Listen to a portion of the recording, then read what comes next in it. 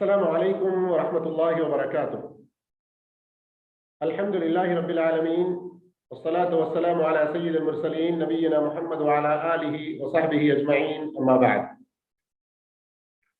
సోదర మహాశివులారా,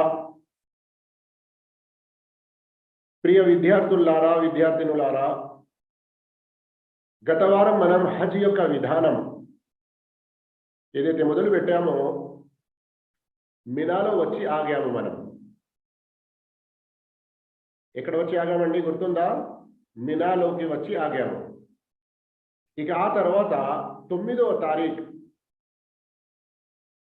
జిల్హిజ్జా 9వ తారీఖు నుండి మనం ఏం చేయవలసి ఉంది, హజ్ యొక్క పనులు ఇక ఏమేమి ఉంటాయి, ఆ విషయాలు అల్లాహ్ యొక్క దయ వల్ల చదివేది ఉంది. అయితే రండి, ఇప్పుడు మనం ముందు పాఠం ఏదైతే ఉందో దాన్ని చదవబోతున్నాము, అర్థం చేసుకోబోతున్నాము. నేను ఇంతకుముందు మెసేజ్లో చెప్పినట్లు, వాట్సాప్ గ్రూప్లలో తెలియజేసినట్లు, ఈనాటి క్లాస్ హజ్ చేసే వారికి ఎంత అవసరమో హజ్ చెయ్యని వారి కొరకు కూడా ఇందులో చాలా లాభదాయకమైన విషయాలు ఉంటాయి. మరొకసారి నేను మన ప్రియమైన విద్యార్థులతో మనవి చేసుకుంటున్నాను, యూట్యూబ్ యొక్క లింక్ మన అన్ని గ్రూప్లలో మీరు షేర్ చేయండి. బారకల్లాహు ఫీకుం. హాజీ 8వ తారీఖు రోజు అరఫాలో ఉండి మినాలో ఉండి 5 పూటల నమాజులు, దాని సమయంలో మరియు 4 రకాతుల నమాజు రెండేసి చేసుకుంటాడు అన్న విషయం తెలుసుకున్నాము. రాత్రి అక్కడ గడిపి 9వ తారీఖున సూర్యోదయం తరువాత అరఫాత్ వెళ్ళి అక్కడ సూర్యాస్తమయం వరకు ఉండాలి. రండి, ఈ విషయాన్ని మనం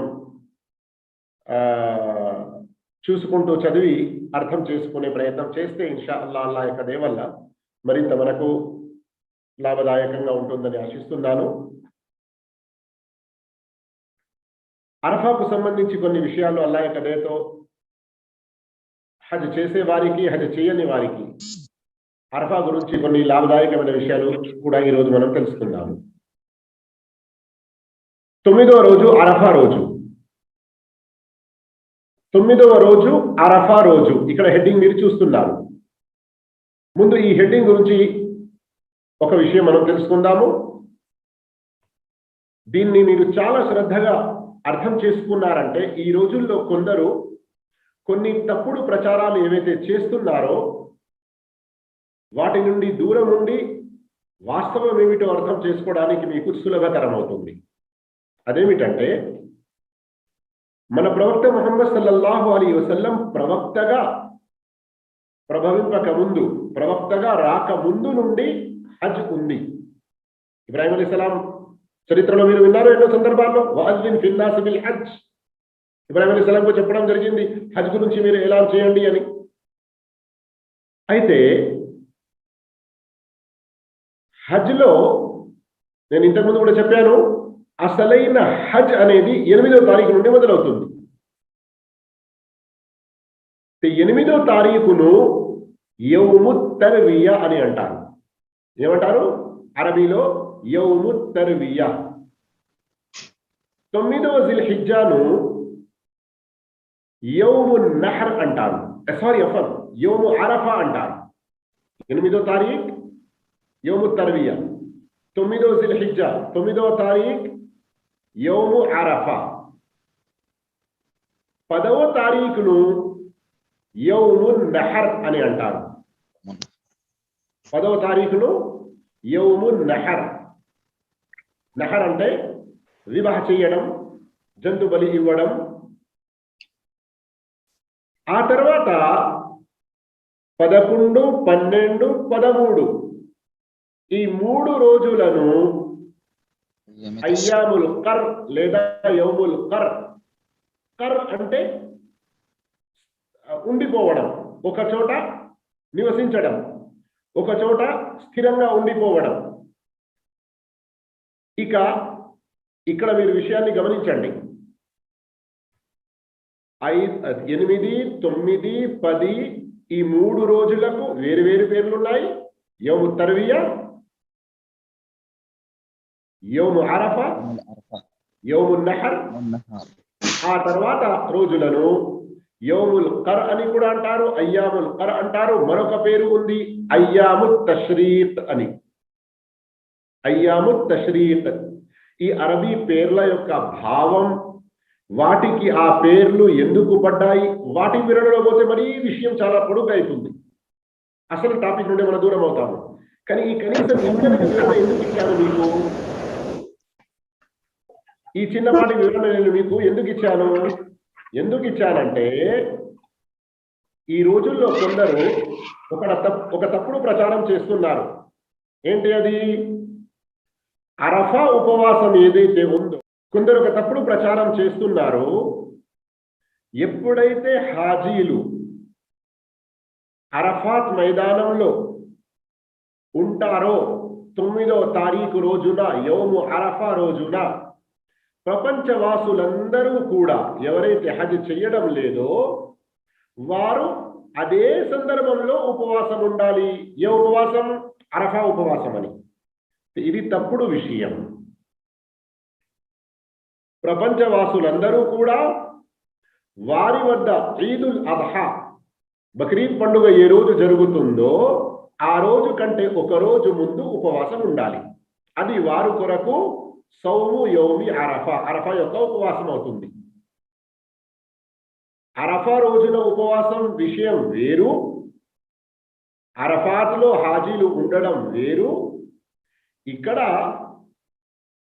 8వ తారీఖును యోము తర్వియా, 9వ తారీఖును యోము అరఫా, 10వ తారీఖును యోము అన్నహర్ అని అనడం జరుగుతుంది గనక దాని పేరు యౌము అరఫా, సౌము యౌమి అరఫా, అరఫా రోజు ఉపవాసం అని వచ్చేసింది. లేదా అంటే మరికొన్ని ఉల్లేఖనాల్లో 9వ తారీఖు అన్నటువంటి ఒక పదం కూడా వచ్చి ఉంది. అయితే ఎవరికి ఎక్కడ 9వ తారీఖు అవుతుందో జిల్హిజ్జా ప్రకారంగా అక్కడ వారు ఆ రోజు ఉపవాసం ఉండాలి. హాజీలు అరఫాలో ఉన్న రోజు ఉండాలి అన్న విషయం కరెక్ట్ కాదు. ఇదొక మాట. రెండో మాట ఏమిటంటే, ఇందులో అరఫా రోజు చాలా ఘనత గల రోజు. చివరికి ఎంత ఎక్కువ ఘనత గల రోజు అంటే, సంవత్సరంలోని అన్ని రోజుల కంటే ఎక్కువ ఘనత గల రోజు అరఫా రోజు అన్నటువంటి ఒక హదీసు కూడా వచ్చి ఉంది.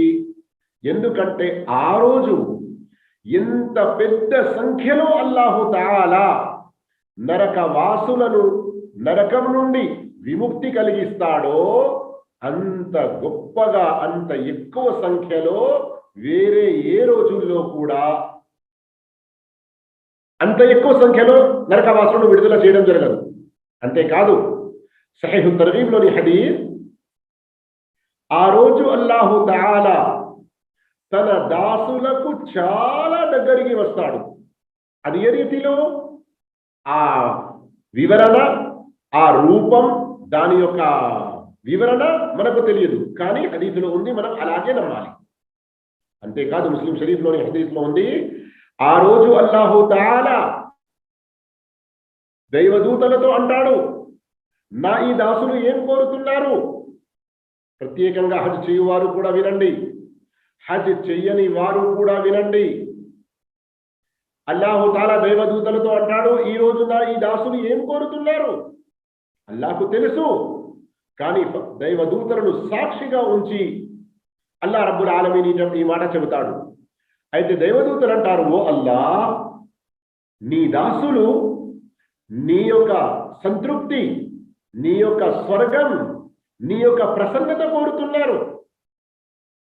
అప్పుడు అల్లాహు తఆలా అంటాడు, వినండి, నేను నా సృష్టి రాసులందరినీ, నేను ముందు స్వయం నన్ను మరియు నా సృష్టి రాసులందరినీ కూడా సాక్షిగా ఉంచుతున్నాను. వారు నా యొక్క ప్రసన్నత కోరుతున్నారు, నా యొక్క స్వర్గం కోరుతున్నారు. నేను వారిని మన్నించిస్తున్నాను, వారి పాపాలను క్షమిస్తున్నాను. ఒకవేళ వారి పాపాలు ఈ ప్రపంచంలో ఉన్నటువంటి ఇసుక రేయిలో ఏ చిన్న చిన్న అణు కంటే మరీ చిన్నగా ఉంటాయి కదా, అంతటి పాపాలు ఉన్నా కానీ వారి యొక్క పాపాలు ఒకవేళ ఈ భూమిలో ఉన్న ఆకులకు సమానంగా ఉన్నా, వారి యొక్క పాపాలు ఈ పూర్తి కాలాన్ని నింపివేసేటువంటి ఎంత పెద్ద సంఖ్యలో ఉన్నా, వారి అందరి పాపాలను నేను మన్నించేస్తున్నాను. అల్లాహు అక్బర్. కానీ ఇక్కడ ఒక విషయం గుర్తుంచుకోండి, అల్లా దైవదూతలను సాక్షిగా పెట్టి ఏమంటున్నాడు? నా దాసులు ఏం కోరుతున్నారు? దైవదూతలు అంటారు, నీ యొక్క ప్రసన్నత మరియు నీ యొక్క స్వర్గం కోరుతున్నారు. అయితే మనం కోరడంలో ఆ రోజు అలాంటి ప్రయత్నం చేయాలి. హజ్లో ఉండేవారు అరఫాత్లో ఆ మస్జిద్ చూడడానికి వెళ్ళారు, ఆ గుట్ట మీదికి వెళ్ళారు, అక్కడ వారి బంధువులు వచ్చారు, కలవడానికి వెళ్ళారు, ఫలానా పనికి వెళ్ళారు, అది చూడడానికి వెళ్ళారు. ఇలాంటి పనులు సమయం వృధా చేస్తారు ఎంతో మంది. అలా చేయకండి ప్లీజ్. ఈ రోజు దువా ఏదైతే స్వీకరించబడుతుందో దాన్ని గమనించండి. ఇన్షా అల్లా ప్రత్యేకంగా హజ్కు వెళ్ళే వారు ఎవరైనా ఉండేది ఉంటే సంప్రదించండి నాతోని. నేను ప్రత్యేకంగా వారి కొరకు ఒక 2 క్లాసులు పెట్టాలనుకుంటున్నాను. ప్రవక్త సల్లల్లాహు అలైహి వసల్లం ఎలా హజ్ చేశారు, దాని యొక్క పూర్తి వివరణ కాదు, అరఫా యొక్క విషయం ఒక చెప్తున్నాను, గమనించండి. ప్రవక్త సల్లల్లాహు అలైహి వసల్లం జుహర్ సమయంలోనే జుహర్ నమాజ్ తో పాటు అసర్ నమాజ్ కూడా, జుహర్ యొక్క 2 రకాతులు, ఆ తర్వాత వెంటనే ఇకామత్ చెప్పి అసర్ 2 రకాతులు చేశారు. ఆ తర్వాత నుండి మొదలుకొని సూర్యాస్తమయం వరకు దుఆలో గడిపారు. ఈ మధ్యలో ప్రజలు వచ్చి కొన్ని ఏదైనా ప్రశ్నలు అడిగేది ఉంటే ప్రవక్త వారికి సమాధానం ఇస్తూ ఉండేవారు.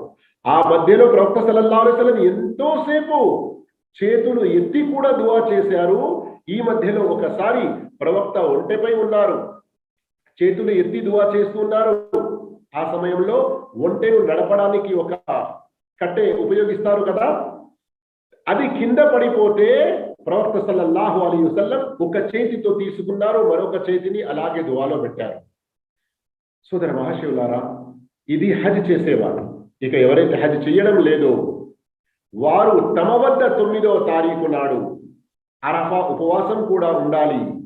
మరియు 9వ తారీఖు నాటి ఘనతలను గుర్తు చేసుకొని ఆ ఘనతలు వారు పొందడానికి ప్రయత్నం చెయ్యాలి. ఎందుకంటే మరొక హదీసులో వచ్చి ఉంది, సంవత్సరంలోని అన్ని రోజుల్లో చేసే దుఆల కంటే ఎక్కువ ఘనత గల మేలైన దుఆ అరఫా రోజు చేసే దుఆ అని. అంతేకాదు ముస్నద్ బజార్లో ఒక ఉల్లేఖన వచ్చి ఉంది, షేఖ్ అల్బానీ సహీహ్ తర్గీబ్ లో ప్రస్తావించారు. అల్లా అంటాడు, నేను మిమ్మల్ని మన్నించేస్తున్నాను, మీ పాపాలను క్షమించేస్తున్నాను, అంతేకాదు మీరు ఎవరెవరి కొరకు దుఆ చేస్తున్నారో వారందరి పాపాలను కూడా క్షమించేస్తారు. అల్లాహు తాలా ఇవ్వడానికి ఇంత దయా కరుణతో ప్రధాత అల్లాహు తాలా ఎంత గొప్ప మనకు దానం చేయడానికి, ఎంత గొప్పగా మనల్ని మనకు ప్రసాదించడానికి వస్తున్నాడు. ఆ రోజు మనం ఒకవేళ పడుకొని ఉండి ఉపవాసం ఉండకుండా మరియు వేరే పాప కార్యాల్లో ఉండేది ఉంటే ఎంత నష్టంలో ఉంటామో గమనించండి. అయితే ఇక్కడ గుర్తుంచుకోవాల్సిన విషయం, హజ్ చేయువారు వారికి ఆ రోజు ఉపవాసం ఉండేది లేదు. ఆ రోజు వారు ఉపవాసం ఉండేది లేదు. అయితే రండి, మళ్ళీ మధ్యలో మనం కొన్ని విషయాలు హజ్ చేయని వారి గురించి కూడా లాభాలు ఏంటో తెలుసుకుందాము. కానీ ఇప్పుడు హజ్ చేయువారు 9వ తారీఖు రోజు ఏం చేయాలి చదువుతున్నాను, శ్రద్ధగా వినండి. ఈ రోజు చేయు ధర్మములు ఇవి. 1, సూర్యోదయం తర్వాత హాజీ అరఫాత్ వెళ్ళి అచ్చట సూర్యాస్తమయం వరకు ఉండాలి. పొద్దు వాలిన తర్వాత అంటే జొహర్ సమయం ప్రారంభమయ్యాక జొహర్ అసర్ కలిపి కసర్ చెయ్యాలి. కలిపి అంటే జమా, కసర్ అంటే 4 రకాతుల నమాజ్ 2 రకాతులు. నమాజ్ తర్వాత అల్లా స్మరణ, దుఆ మరియు తల్బియాలో నిమగ్నులై వినయ వినమ్రతతో అల్లాహ్ను వేడుకుంటూ తన కొరకు మరియు ముస్లింల కొరకు అల్లాహ్తో అడుగుతూ తనిష్ట ప్రకారం దుఆ చేసుకోవాలి. చేతులు ఎత్తి దుఆ చేయడం చాలా మంచిది. అరఫాత్లో నిలవడం, శ్రద్ధగా వినండి, అరఫాత్లో స్టే చేయడం హజ్ రుకున్లలో ఒకటి. ఇక్కడ నిలవని వారి హజ్ కానే కాదు. ఎవరైనా హజ్కు సంబంధించిన అన్ని పనులు చేశారు, కానీ ఏం చేయలేదండి, అరఫాలో అరఫాత్ బౌండరీలో అక్కడ ఉండే సమయం ఏదైతే ఉందో ఆ సమయంలో ఉండలేదు. అలాంటి వ్యక్తి యొక్క హజ్ కానే కాదు. ఏంటి సమయం అక్కడ? ఇక్కడ నిలుచు సమయం 9వ జిల్హిజ్జా సూర్యోదయం నుండి 10వ జిల్హిజ్జా ఉషోదయం వరకు. అర్థమైంది కదా? 9వ జిల్హిజ్జా సూర్యోదయం నుండి. ఉదాహరణకు కేవలం అర్థం కావడానికి చెప్తున్నాను. ఈరోజు ఏ రోజు? సోమవారం. ఉదాహరణకు మనం అనుకుందాం ఈరోజు 9వ అరఫా. అంటే సోమవారం సూర్యోదయం అయిన తర్వాత నుండి టైం మొదలవుతే ఎప్పటి వరకు ఉంటుంది? ఈ పొద్దంతా ఉంటుంది. సూర్యుడు అస్తమించిన తర్వాత రాత్రి మొదలవుతుంది కదా, ఆ రాత్రి ఉంటుంది. ఎప్పటి వరకు? ఫజర్ సమయం ప్రవేశించక ముందు.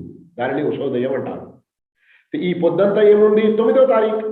అరబీ ప్రకారంగా సూర్యాస్తమయం అయిందంటే కొత్త డేట్ మొదలవుతుంది. ఇప్పుడు సూర్యాస్తమయం తర్వాత రాత్రి ఏదైతే వస్తుందో అదే రాత్రి 10వ రాత్రి. అందు గురించి ఇక్కడ ఏమన్నారు?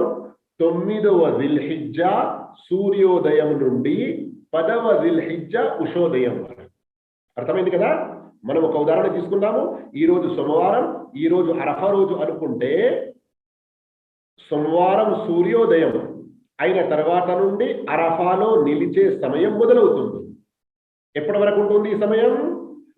మళ్ళీ సూర్యోదయానికంటే ముందు ఫజర్ నమాజ్ ఉంటుంది కదా, ఫజర్ సమయం ప్రవేశించే వరకు. అంటే ఒక అంచనా చిన్నగా అర్థం కావడానికి చెప్తున్నాను.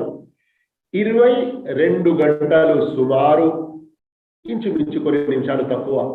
ఈ గంటలు 22 గంటలు సుమారు కొన్ని నిమిషాలు తక్కువ ఎక్కువ, ఈ విధంగా ఇంత సమయం ఉంటుంది. ఈ సమయంలో ఏ కొంతసేపు అయినా కానీ అరఫాత్ బౌండరీలో ఉండాలి. అరఫాత్ బౌండరీ, ఇంతకుముందు కొన్ని ఫోటోలు కూడా మనం చూసాము. మరి అల్లాహ్ యొక్క దయ వల్ల అల్హమ్దులిల్లాహ్ ఈ సౌదీ ప్రభుత్వం ప్రతి చోట మినా, ముజ్దలిఫా, అరఫాత్ ఈ 3 ముఖ్యమైన ప్రాంతాలు ఉన్నాయి కదా అక్కడ మనం ఉండేటివి. అక్కడ మొత్తం చుట్టూ అది పెద్ద పెద్ద సైన్ బోర్డ్ లాంటివి పెట్టారు. బయట నుండి చూస్తే అరఫాత్ స్టార్ అని ఉంటుంది. అటు వెళ్ళి దాంట్లో ప్రవేశించి చూస్తే అరఫాత్ ఎండ్ అని ఉంటుంది. ఈ విషయాన్ని గుర్తించాలి. నేను ఎందుకు చెప్తున్నాను? ఇప్పుడు ఈ సంవత్సరం అయితే కేవలం 60,000 మందికి మాత్రమే పర్మిషన్ ఇవ్వడం జరిగింది.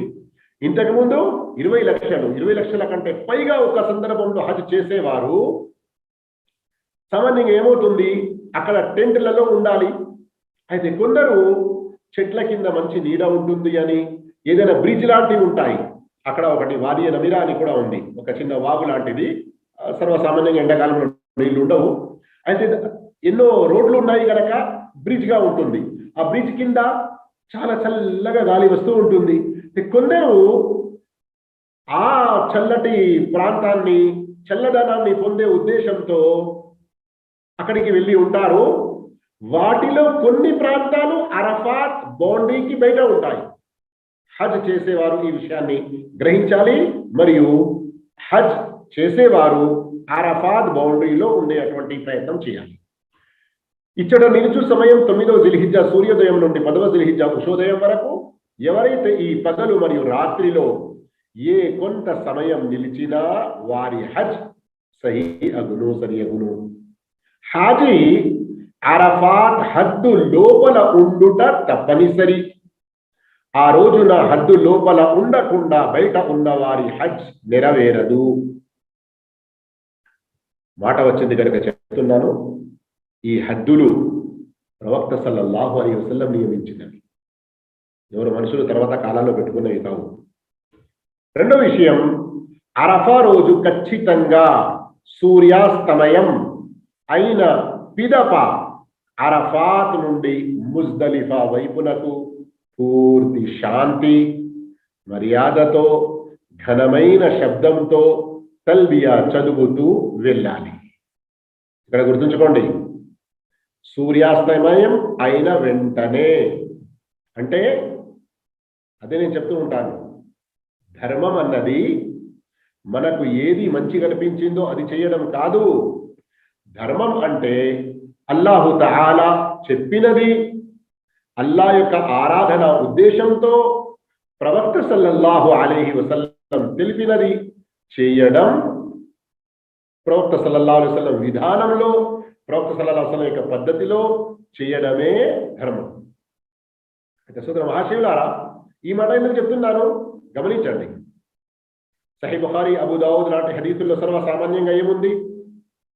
అల్లాహకు అతి ప్రియమైన సత్కార్యం ఏంటి, ఆరాధన ఏమిటి అని ప్రశ్నించినప్పుడు ప్రవక్త వారు ఏం చెప్పారు?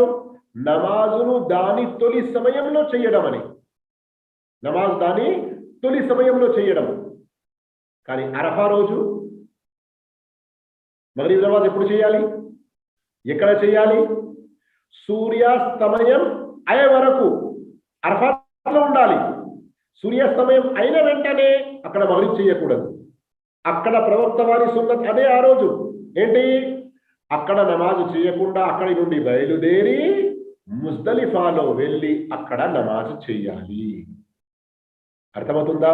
ఇప్పుడు మీరు అంటారు కావచ్చు, అయ్యో మరి టైం అయిపోతుంది కావచ్చు కదా, ఆలస్యం అవుతుంది కావచ్చు కదా. అదే ధర్మం, ఇత్తిబాయే సున్నత్, ప్రవక్త అనుసరణ, ప్రవక్త విధానం పాటించడం అంటే ఒక్క మాటను, ఒక్క విషయాన్ని తీసుకొని నాకు ఇష్టం వచ్చినట్టు, నాకు తెలుసు అరబీ, నాకు తెలుసు తెలుగు, నేను చదువుకున్నాను ఖురాన్, నేను చదువుకున్నాను హదీస్. ఈ రోజుల్లో ఇలాంటి తప్పుడు మార్గంలో పడి ఎందరో మార్గభ్రష్టులు అవుతున్నారు, హదీసులను ఇన్కార్ చేస్తున్నారు, మరికొందరు ఇంకా వేరే తప్పుడు మార్గాల్లో వెళ్తున్నారు. చాలా జాగ్రత్తగా ఉండండి. ఖురాన్ హదీసును ప్రవక్త మనకు తెలిపినట్లు, సహాబాలు ఆచరించినట్లు మనం ఆచరించాలి. అల్లా మనందరికీ సద్భాగ్యం ప్రసాదించుగాక. అయితే ఆ విషయం పూర్తి చేసుకుందాము. ముజ్దలిఫా, ఇది ఒక ప్రాంతం పేరు. ముజ్దలిఫా చేరుకొని మగ్రిబ్ మరియు ఇషా నమాజులు జమా, కస్ర్ చేయాలి. జమా అంటే కలిపి ఒకే సమయంలో నమాజు. ఇక్కడ కలిపి చేయాలి, కస్ర్ చేయాలి అన్నారు కదా. కస్ర్ అంటే ఏంటి? ఇంతకుముందు చెప్పాను కదా ఎన్నోసార్లు. ప్రతి నమాజును సగం చేయడం కాదు. కొందరు తప్పుగా ఇలా తొందరగా చెప్పేస్తారు. ఒకసారి మేము ఉమ్రా ప్రయాణంలో ఉన్నాము. ఒక వ్యక్తి ముందుకు వెళ్ళి మగ్రిబ్ 2 రకాలు చేయించాడు. ఏంటి అని అంటే, కసరు చేయాలి కదా, మనం ప్రయాణంలో ఉన్నాము కదా అన్నాడు.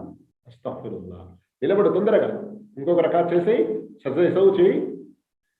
ఆ తర్వాత వారికి చెప్పడం జరిగింది, మగ్రిబ్లో కసర్ అనేది ఉండదు. 4 రకాతుల నమాజును కేవలం 2 రకాతులు చేయడం, ఇది కసర్. అంటే ज़ोहర్, అస్ర్, ఇషాలోనే కసర్ అవుతుంది, కానీ ఫజ్ర్ మరియు మగ్రిబ్లో కసర్ కాదు. నమాజు తర్వాత తన సొంత పనులు చేసుకోవచ్చును. అది భోజనం తయారీ తదితర పనులు. చురుకుదనంతో ఫజ్ర్ నమాజుకు మేల్కొనుటకు తొందరగా పడుకోవడం చాలా మంచిది. ఇక ఆ తర్వాత 10వ రోజు మొదలవుతుంది. సోదర మహాశివులారా, ముజ్దలిఫాలో రాత్రి గడిపాము. 10వ తారీఖు రాత్రి మొదలైపోయింది. ఇక ఫజర్ నమాజ్ చేసుకున్నామంటే 10వ తారీఖు పగలు. ఆ రోజు ఏం చేసేది ఉంటుంది? దానినే యౌమున్ నహర్ అంటారు. 10వ రోజు అంటే జిల్హిజ్జా 10వ తారీఖు నాడు అది పండుగ రోజు. కానీ ఇక్కడ ఒక విషయం గమనించండి, ఇక్కడ పండుగ రోజు అని మేము రాశాము. 10వ తారీఖు ప్రపంచంలో ఉన్న ముస్లింలందరికీ పండుగ రోజు. కానీ హాజీల కొరకు అరఫా రోజు కూడా పండుగ రోజు. ఒక హదీసులో ఈ విషయం కూడా మనకు తెలుస్తుంది. అయితే రండి, ఇక 10వ రోజు పండుగ రోజు ఏం చేయాలి? 1, ఫజ్ర్ నమాజు సమయమైన వెంటనే నమాజు చేసుకొని అక్కడే కూర్చొని ప్రకాశమాన వరకు, గమనించండి, ప్రకాశమాన వరకు అధికంగా జిక్ర్, దుఆలు చేస్తూ ఉండాలి. సూర్యోదయం వరకు కాదు, సూర్యోదయానికి ఒక 15-20 నిమిషాల ముందే మొత్తం నలుపు దూరమైపోయి, రాత్రి యొక్క చీకటి అనేది దూరమైపోయి వెలుతురు వస్తుంది కదా, దాన్ని అంటున్నారు ఇక్కడ ప్రకాశమాన వరకు. ఇక్కడ ఒక మాట వచ్చింది, నేను గుర్తు చేస్తున్నాను, తర్వాత ఎవరు కూడా తప్పులో పడకూడదు. ప్రత్యేకంగా హజ్ చేసేవారు 9వ తారీఖు సూర్యోదయం తర్వాత మినా నుండి బయలుదేరి అరఫాత్కు రావాలి అని చెప్పాము. కానీ కొన్ని సందర్భాల్లో కొన్ని ట్రావెల్స్ వారు 8వ తారీఖు రాత్రే తీసుకువెళ్ళి అరఫాత్లో రాత్రి గడిపే విధంగా చేస్తారు. ప్రయాణం కొంచెం ఈజీగా ఉండాలి, రష్ అనేది ఉండకూడదు, తర్వాత ఏ ప్రాబ్లం ఉండకూడదు అని. ఎందుకంటే మినా నుండి అరఫాత్కు సుమారు ఒక 6-8 కిలోమీటర్లు ఉంటుంది. కానీ దానికి ఎన్నో రోడ్లు ఉన్నాయి, సుమారు 10 కంటే ఎక్కువ రోడ్లు ఉన్నాయి. అయినా జనాలు ఎక్కువ ఉన్న సందర్భాలలో చాలా ట్రాఫిక్ జామ్ అటువంటి ప్రాబ్లం ఉంటుంది. అయితే ఇలా ఎవరైతే తమ టీంలో ఉన్నారో, అరే నేను లేదు పుస్తకంలో చదివాను, మొసాబ్ హజ్ గురించి చెప్పిన పద్ధతిలో కూడా చెప్పారు, సోమవారం కాదు, అరఫా రోజు సూర్యోదయం తర్వాత వెళ్ళాలంట, నేను రాత్రి వెళ్ళను అని ఒంటరిగా ఉండిపోతే చాలా ప్రాబ్లం అవుతుంది, చాలా కష్టం అవుతుంది. అలాంటి సందర్భంలో వెళ్ళిపోవాలి, అల్లాహ్తో క్షమాపణ కోరుకోవాలి. ఎందుకంటే ఇక్కడ ఇది ఒక సున్నత్ విషయం. ఒకవేళ మీరు ముందు వెళ్ళారు అంటే పాపానికి గురి కాదు. అసలైన సున్నత్ పాటించడం చాలా మంచి విషయం. కొన్ని సందర్భాల్లో ఏదైనా క్రిటికల్ పొజిషన్ వస్తుంది. ఇప్పుడు ఉదాహరణకి ఇక్కడ ఫజర్ నమాజ్ చేసుకున్న తర్వాత పండుగ రోజు ముజ్దలిఫాలోనే దుఆలో గడపాలి. ఎప్పటి వరకు? సూర్యోదయానికంటే కొంచెం ముందు వెలుతురు వచ్చే వరకు. కానీ కొన్ని సందర్భాల్లో ఏమవుతుంది, ఫజర్ నమాజ్ చేసుకున్న వెంటనే బయలుదేరమంటారు. మరియు ప్రవక్త సల్లల్లాహు అలైహి వసల్లం వారి యొక్క హదీస్ కూడా ఉంది, ఎవరైతే కొంచెం వయసు పైబడిన వారు ఉన్నారో ప్రవక్త ఫజర్ కంటే ఒక 2 గంటల ముందే వారికి అనుమతించారు, మీరు మినాకు వెళ్ళండి అని. గమనిస్తున్నారా? ఇస్లాం ధర్మం మంచి కట్టుబాట్లు కూడా ఉన్నాయి. ఇలా చేయొద్దు, అక్కడే ఉండు, ఇట్లాంటివి కూడా ఉన్నాయి కొన్ని సందర్భాల్లో. మరికొన్ని సందర్భాల్లో అల్లాహు తఆలా కొన్ని రాయతీలు కూడా ఇచ్చాడు, కొన్ని మినహాయింపులు కూడా ఇచ్చాడు. అయితే అక్కడ మనం మన ఇష్టానుసారం కాదు, అయ్యో నాకు ఇష్టం లేదు నేను చేయను, ఇట్లా వెనక ఉండకూడదు. ధర్మం ఎక్కడ ఏం చెప్తుంది, అక్కడ ఎలాంటి పద్ధతి ఉంది, దానికి ధర్మంలో ఎంతవరకు ఆస్కారం ఉంది, అవి తెలుసుకొని దాని ప్రకారంగా పాటించే ప్రయత్నం చేయాలి. 7 చిన్న రాళ్ళు తీసుకొని సూర్యోదయానికి ముందే తల్బియా చదువుతూ మినా వెళ్ళాలి. జమ్రా అకబా, జమ్రే కుబ్రా అని కూడా దాన్ని అంటారు. సామాన్యంగా ప్రజలు దాన్ని పెద్ద శైతాన్ అంటారు. జమ్రే అకబా చేరుకునే వరకు తల్బియా చదువుతూ ఉండాలి. 7 రాళ్ళు, ప్రతి రాయి అల్లాహు అక్బర్ అంటూ ఒక్కొక్కటేసి జమ్రా అకబాపై విసిరాలి. రాళ్ళు విసిరిన తరువాత తమత్తు మరియు కిరాన్ చేసేవారు, గుర్తుందా? హజ్లో 3 రకాలు చెప్పాము, హజ్ తమత్తు, హజ్ కిరాన్, హజ్ ఇఫ్రాద్. అయితే తమత్తు మరియు కిరాన్ చేసేవారు, వీరి గురించి చెప్పడం జరుగుతుంది. వీరిద్దరూ కుర్బానీ చేయాలి, వారిపై కుర్బానీ ఉంది. ఇఫ్రాద్ చేసే వారిపై కుర్బానీ విధిగా లేదు, ఎవరైనా ఇవ్వదలుచుకుంటే ఇవ్వచ్చు, అభ్యంతరం లేదు. మరియు అందులో నుంచి వారు స్వయంగా తినడం, ఇతరులకు దానం చేయడం, బహుకరించడం మంచిది. అయితే ఇక్కడ గుర్తుంచుకోండి, ఈ రోజుల్లో ప్రతి ఒక్కరూ వెళ్ళి తమ జంతువును స్వయంగా బలి చేసి ఇదంతా చేయడం అక్కడ చాలా ఇబ్బందికరంగా ఉంటుంది. అందు గురించి అల్హమ్దులిల్లా ప్రభుత్వం వైపు నుండి సౌకర్యాలు కూడా ఉన్నాయి. అందులో ఎన్నో చోట్ల అక్కడ క్యాబిన్స్ ఉంటాయి, అక్కడ మనం డబ్బులు చెల్లించి వారి నుండి టోకెన్ తీసుకుంటారు. అల్హమ్దులిల్లా వారి వైపు నుండి కుర్బానీ అనేది చేయడం జరుగుతుంది. గుర్తించండి ఇక్కడ ఒక విషయం, ఎవరో అట్లా నడుస్తూ వెళ్ళిపోయేవారు కూడా హజ్ చేస్తున్నావా, కుర్బానీ ఉందా నీ మీద, ఇటు డబ్బులు, నేను నీ వైపు నుండి కుర్బానీ చేస్తాను, ఎవరైనా ఇలా అనేవారు కూడా కొన్ని సందర్భాల్లో ఉంటారు. అలాంటి వారికి ఇవ్వకండి. ప్రభుత్వం వైపు నుండి ఏదైతే నియమించడం జరిగిందో, పర్మిషన్ ఇవ్వడం జరిగిందో, క్యాబిన్ ఓపెన్ చేసి ఎక్కడ ఉన్నారో బ్యాంక్ రాజీ వాళ్ళు ఉంటారు, లేకుంటే కొన్ని క్యాబిన్స్ ఉంటాయి, అల్ అదాహి కుర్బానీకి సంబంధించిన అక్కడ బోర్డులు కూడా ఉంటాయి, అక్కడికి వెళ్ళి ఇవ్వడం చాలా మంచిది. ఇందులో ఎలాంటి మోసానికి గురి కాకూడదు. కుర్బానీ తర్వాత తల కొరిగించుకోవాలి లేదా కటింగ్ చేయించుకోవాలి. తల కొరిగించడం అంటే మనం ఏమంటాం సామాన్యంగా గుండు చేయడం. ఈ గుండు చేయడం అనేది ఎక్కువ పుణ్యం. ఎంత ఎక్కువ పుణ్యం తెలుసా అండి? ఒక్కొక్క వెంట్రుకకు బదులుగా ఒక్కొక్క నూరు లభిస్తుంది. ఇంకా దీనికి ఎన్నో లాభాలు కూడా ఉన్నాయి. వేరే సందర్భాల్లో లేదా అంటే మా యూట్యూబ్ ఛానల్లో ఆ వీడియోలన్నీ కూడా ఉన్నాయి, మీరు అక్కడ చూడవచ్చు. స్త్రీలు కూడా తమ తల వెంట్రుకలను వేలు మందము అనగా 3 సెంటీమీటర్లు కత్తిరించుకోవాలి. ఇప్పుడు హాజీ స్నానం చేసి సువాసన పూసుకొనుట, దుస్తులు ధరించుట మంచిది. ఎందుకనగా ఇప్పుడు హాజీపై ఇహ్రాం వలన నిషిద్ధమున్న కుట్టిన బట్టలు ధరించడం, సువాసన పూసుకోవడం, గోళ్ళు వెంట్రుకలు తీయడం లాంటి విషయాలు యోగ్యమగును. కానీ భార్యాభర్తల సంభోగ నిషిద్ధత కాబా యొక్క తవాఫ్ ముగిసే వరకు ఉండును. ఇక ఆ తర్వాత కాబా వద్దకు వెళ్ళి తవాఫే హజ్, దీనినే తవాఫే ఇఫాదా అని కూడా అంటారు, చేయాలి. అది ఈ విధంగా ముందు కాబా చుట్టూన 7 సార్లు ప్రదక్షిణం చేయాలి. ప్రదక్షిణం యొక్క వివరణ ఇంతకుముందు చెప్పడం జరిగింది ఉమ్రా పద్ధతిలో. మకామ ఇబ్రాహీం వద్ద 2 రకాతులు నమాజు చేయాలి. హజ్జే తమత్తు చేయువారు సఫా మర్వాల మధ్య సై చేయాలి.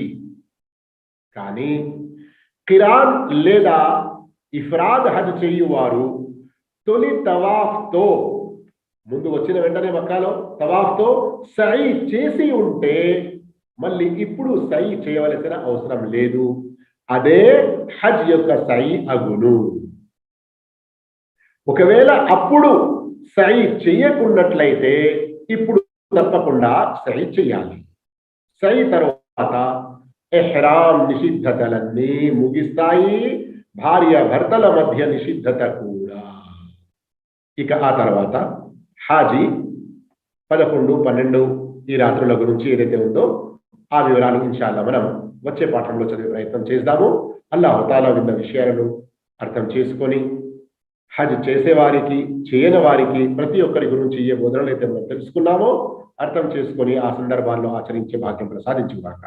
ఆమీన్. వఆఖిరు దఅవానా అల్హమ్దులిల్లాహి రబ్బిల్ ఆలమీన్. అస్సలాము అలైకుం వరహ్మతుల్లాహి